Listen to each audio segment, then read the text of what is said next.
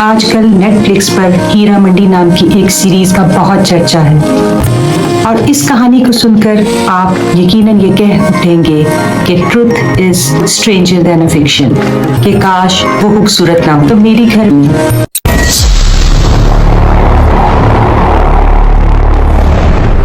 بسم اللہ الرحمن الرحیم، السلام علیکم۔ میرا نام شکیلہ نرگس ایڈوکیٹ ہے اور میرا تعلق گناہ گاروں کی اس بستی سے ہے جسے عرف عام میں کچہری کہا جاتا ہے۔ آج کل نیٹ فلکس پر ہیرا منڈی نام کی ایک سیریز کا بہت چرچا ہے جو پاکستان بننے سے پہلے بر صغیر پاک و ہند کی ایک فکشنل سٹوری ہے، لیکن میں آج آپ کو ہیرا منڈی سے متعلق ایک ایسی سچی کہانی سنانے جا رہی ہوں جو غالباً 50-60 سال پرانی ہوگی یا شاید اس سے بھی زیادہ، اور اس کہانی کو سن کر آپ یقیناً یہ کہہ اٹھیں گے کہ truth is stranger than a fiction, یعنی کہ حقیقت فکشن سے کہیں زیادہ حیران کن ہوتی ہے۔ تو آئیے شروع کرتے ہیں آج کی کہانی۔ لیکن کہانی شروع کرنے سے پہلے میری ان سب لوگوں سے درخواست ہے جو کہ اس چینل پر نئے ہیں کہ کائنڈلی میرے چینل کو ضرور سبسکرائب کریں اور اس کے ساتھ ساتھ بیل نوٹیفیکیشن پر بھی کلک کریں تاکہ ہماری آئندہ آنے والی ہر ویڈیو آپ تک بر وقت پہنچ سکے۔ اس کے علاوہ میں اپنے پرانے سبسکرائبر سے بھی یہ درخواست کرنا چاہوں گی کہ آپ کی لائکس اور کمنٹس ہمارے لیے حوصلہ افزائی کا باعث بنتے ہیں۔ کائنڈلی میری ہر ویڈیو جو آپ کو پسند آئے اسے لائک بھی کیا کریں، شیئر بھی کیا کریں اور کمنٹ باکس میں اپنی رائے کا اظہار بھی ضرور کیا کریں۔ جزاک اللہ خیر۔ سرخ و سفید رنگت، غزالی آنکھیں اور سروکت، وہ یقیناً حسن کا ایک شاہکار تھی۔ نام بھی اس کا اس کے سراپا کی مناسبت سے تاج محل تھا اور وہ یقیناً ایک چلتا پھرتا تاج محل تھی۔ مگر ہیرا منڈی کے ایک بوسیدہ سے جھروکے سے باہر جھانکتے ہوئے وہ اکثر یہ سوچا کرتی تھی کہ کاش وہ خوبصورت نہ ہوتی اور کاش وہ عام شکل و صورت کی ایک گھریلو عورت ہوتی جو اپنا گھر اور بچے سنبھالتی اور ایک محبت کرنے والے شوہر کی محفوظ پناہ گاہ میں ہوتی۔ کاش اس کا اصل نام تو کچھ اور تھا، وہ یہاں تک کیسے پہنچی یہ ایک لمبی داستان ہے جو ہم خود اس کی زبانی سنتے ہیں۔ میں ابھی محض 10 برس کی تھی کہ ماں کا انتقال ہو گیا تھا۔ باپ نے مجھے سنبھالنے کا بہانہ کر کے دوسری شادی کر لی، جبکہ دوسری ماں مجھے کبھی بھی حقیقی ماں کی طرح نہ سنبھال سکی اور نہ ہی وہ محبت اور توجہ دے سکی۔ جب اس کے یکے بعد دیگرے 5 بچے ہو گئے تو میری گھر میں ایک نوکرانی کسی حیثیت ہو کر رہ گئی۔ شاید سوتیلی ماں میری شادی کبھی نہ کرتی، مگر ستم ظریفی یہ ہوئی کہ میری سوتیلی بہنوں کا جو بھی رشتہ آتا انہیں میں پسند آ جاتی، اور ایسا ایک بار نہیں کئی بار ہوا۔ بالآخر سوتیلی ماں نے مجھے ٹھکانے لگانے کا یہ طریقہ ڈھونڈا کہ ایک ادھیڑ عمر نکمے اور نکھٹو شخص کے ساتھ میری شادی کرتی۔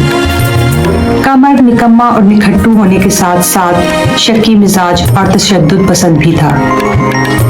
اسے میری صورت میں گویا کہ ایک پنچنگ بیگ مل گیا تھا جس سے وہ اپنی ہر محرومی اور ہر کمی کا بدلہ لے سکتا تھا۔ وہ جی بھر کر مجھے جسمانی تشدد کا نشانہ بناتا، مگر بدقسمتی سے میرا درد بانٹنے والا کوئی نہ تھا۔ وقت گزرتا رہا اور اسی دوران خدا نے مجھے ایک بیٹے سے نواز دیا، مگر کمر کے رویے میں کوئی فرق نہ آیا، بلکہ وقت گزرنے کے ساتھ ساتھ اس کی شکی مزاج اور اس کے تشدد میں اضافہ ہوتا چلا گیا۔ وہ مجھے جانوروں کی طرح زد و کوب کرتا اور ذرا سی بات پر، ذرا سے شک پر گویا کہ میری چمڑی ادھیڑ کر رکھ دیتا۔ اسی طرح 5 سال کا عرصہ گزر گیا۔ خوش قسمتی سے اللہ پاک نے مجھے کوئی اور اولاد نہ دی۔ اب کمر نشہ بھی کرنے لگا تھا اور اپنے نشے کی لت کو پورا کرنے کے لیے وہ گھر سے اکثر اوقات کوئی نہ کوئی چیز اٹھا کر بیچ دیتا۔ ہوتے ہوتے گھر کا تمام سامان بک گیا اور اب اس کا نشہ پورا کرنے کے لیے گھر میں بیچنے کے لیے کوئی بھی چیز نہ بچی۔ اور پھر وہ قیامت کی رات آئی جب اس نے اپنا نشہ پورا کرنے کی خاطر مجھے بھی بیچ دیا۔ میں چیختی رہی، چلاتی رہی، مگر کسی نے میری نہ سنی اور مجھ سے میرا بچہ چھین کر مجھے ان لوگوں کے حوالے کر دیا گیا جنہوں نے مجھے لا کر ہیرا منڈی میں بیچ دیا۔ پھر میرے मेरे शबो रोज हीरा मंडी की नजर हो गई। हर रोज तबले की थाप और घुंघरुओं की झनकार में एक नया गाहक आता। यहीं आकर मुझे ताजमहल का नाम दिया गया। ये ताजमहल हर रोज मिलिया मेट होता और सूरज की हर किरण के साथ मिलिया मेट होने के लिए दोबारा तैयार हो जाता। अब तो जैसे जीने की ख्वाहिश ही खत्म हो गई थी। मैं वाकई ताजमहल बन चुकी थी, एक पत्थर का बेजान मकबरा। और फिर मरजान खान की सूरत में मेरी जिंदगी में उम्मीद की एक मौहूम सी किरण जागी। वो मजबूत कदो कामत और वजीह शख्सियत का मालिक एक पठान नौजवान था जो नया नया हीरा मंडी में आना शुरू हुआ था और पहले दिन ही से मुझ में एक खास दिलचस्पी जाहिर कर रहा था। पहल तो मुझे वो भी एक आम सा गाहक महसूस हुआ, मगर जब रोज बरोज उसकी दिलचस्पी मुझ में बढ़ती चली गई तो मुझे भी वो अच्छा लगने लगा। यूं चोरी छुपे हमारी मोहब्बत परवान चढ़ने लगी और हमने पूरी कोशिश करके उसे दुनिया की नजरों से महफूज रखा। होते होते हमारी मोहब्बत इतनी मजबूत हो गई कि हमने अपनी जान को खतरे में डालकर हीरा मंडी से भागने का इरादा कर लिया और एक दिन मौका पाकर अपने इस प्लान को अमली जामा पहना दिया। मरजान खान शुमाली इलाका जात के एक दूर दराज गांव का रहने वाला था, लिहाजा हमें एक मजबूत पनाहगाह ढूंढने में दिक्कत ना हुई और हम उसी के गांव में जाकर रहने लगे। ताहम हम पंजाब नहीं आ सकते थे क्योंकि यहाँ हमें पनाह देने वाला कोई न था। हीरा मंडी की नायिका जमुरद जान एक इंतहाई असर और रसूख रखने वाली औरत थी। इसके हाथ इतने लंबे थे कि हम कहीं पर भी महफूज नहीं रह सकते थे। लिहाजा हमने इसी दूर दराज गांव में अपनी नई जिंदगी का आगाज करने का इरादा कर लिया। माहो साल गुजरते रहे और हम गोया के एक खुश और मुतमईन जिंदगी गुजार रहे थे, मगर अक्सर मैं अपने बेटे बिलाल के बारे में सोचकर उदास और परेशान हो जाया करती थी। पता नहीं वो किस हाल में होगा, अब वो कैसा होगा, क्या वो मुझे पहचान लेगा? अगर उसने मुझे अपनी माँ के तौर पर कबूल करने से इनकार कर दिया तो गर्ज ऐसे ही सवालात सोच सोच कर मैं अक्सर परेशान रहा करती थी और मरजान खान मुझे तसल्लियाँ दिया करता था। बदकिस्मती से मेरी और मरजान खान की कोई औलाद ना हुई, जिसकी वजह से मैं अपने पहले बेटे का गम कभी ना भुला सकी। आहिस्ता आहिस्ता मेरे बालों में चांदी चमकने लगी और बुढ़ापे ने जिंदगी की दहलीज पर दस्तक देना शुरू कर दी। मरजान खान भी अब अक्सर बीमार रहने लगा था, लिहाजा उसने ये इरादा किया कि जल्द अज जल्द अब मुझे मेरे बेटे से मिलवा दे, ताकि अगर खुदा न खास्ता उसे कुछ हो जाए तो बेटे की सूरत में मेरा कोई सहारा मौजूद हो।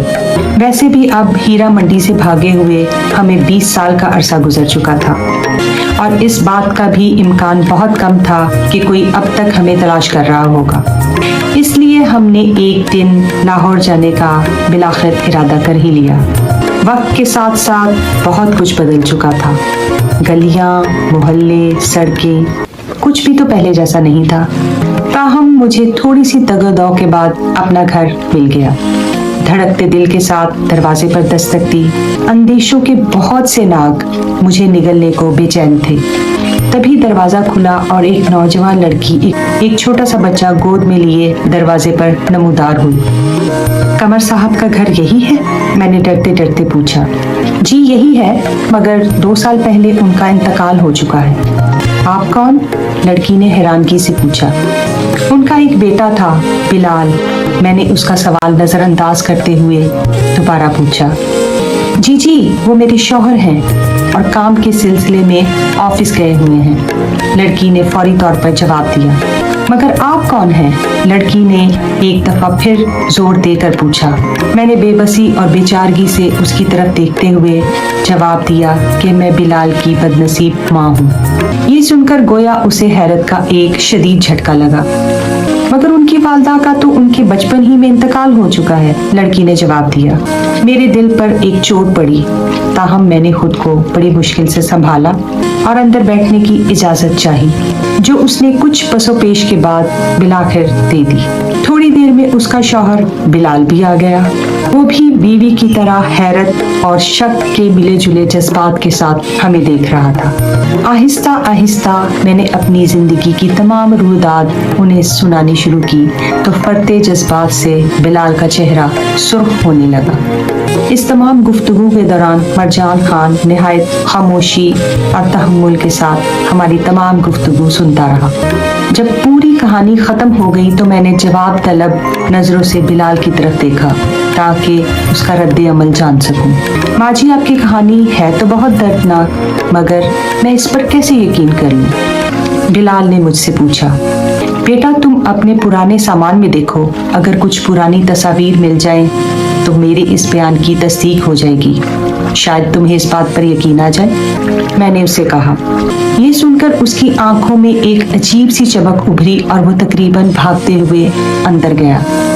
कुछ देर बाद वो बाहर आया तो उसके हाथ में कुछ बोसीदा सी तस्वीर थी। जैसे ही मैंने वो तस्वीर देखी, पूरा माजी एक फिल्म की तरह मेरी आंखों में घूमने लगा।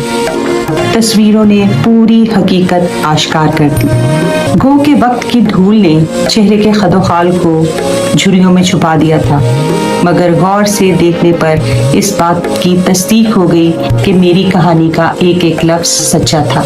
बिलाल ने मुझे और मरजान खान को दिलो जान से अपनाकर अपने घर में रख लिया और दोनों मियाँ बीवी ने जी भरकर मेरी और मरजान खान की खिदमत की। मरजान खान तो कुछ अरसे के बाद फौत हो गया, मगर मैं आज भी अपने बेटे, बहू और पोते पोतियों के साथ एक इंतहाई मुतमईन और पुरसुकून जिंदगी गुजार रही हूँ और उनके बच्चों की शरारतों में अपनी जिंदगी का हर दुख भूल चुकी हूँ। ये कहानी आधी सदी से भी ज्यादा पुरानी है और ये मुझ तक ताजमहल के एक पोते की जुबानी पहुंची। ताजमहल बहुत पहले फौत हो चुकी हैं और अब उनके पोते पोतियों की भी शादियां हो चुकी हैं। ताहम ये कहानी हमें ये बात बताती है कि किस तरह हमारी सोसाइटी में औरतें मर्दों के जुल्म का शिकार होती हैं। न जाने आज भी कितनी औरतें ताजमहल बनती होंगी जो रोज बनता है और रोज पसमार होता है।